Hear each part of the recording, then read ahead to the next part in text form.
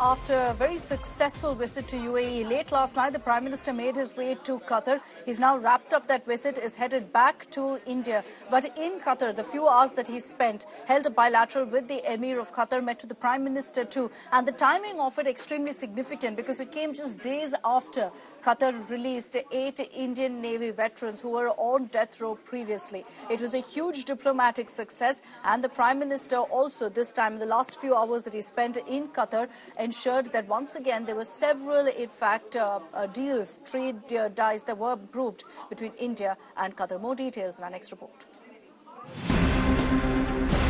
Prime Minister Modi landed in Qatar on his second visit since 2016 on Thursday with a ceremonial welcome. Days after Qatar released 8 Navy veterans who were jailed on espionage charges, this visit by the Indian Prime Minister holds political and diplomatic significance of immense.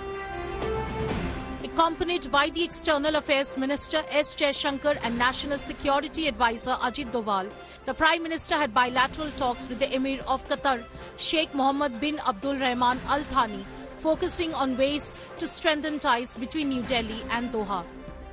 Topics of discussion included a wide range of areas of bilateral cooperation, including trade partnership, investment cooperation, energy partnership, issues engaged in regional security, cultural affinity and people-to-people ties. Qatar is the largest supplier of LNG to India, accounting for over 48% of India's global LNG imports. This Middle East country is also India's largest supplier of LPG, accounting for 29% of India's total LPG imports. Besides LNG, India also imports ethylene, propylene, ammonia, urea and polyethylene from Qatar. The bilateral trade between the two countries have been growing in volumes as well as in the past few years.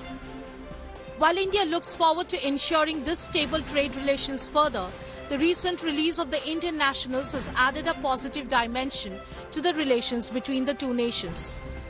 Prime Minister thanked His Highness the Emir for his support for the welfare of the Indian community, and in this regard expressed his deep appreciation to His Highness the Emir for the release of 8 Indian nationals of Al Doha Company. On his arrival in Doha, the Prime Minister was greeted warmly by the Indian diaspora outside his hotel. People carrying Indian tricolour and gifts for Prime Minister Modi chanted Modi Modi and Bharat Mata Ki Jai.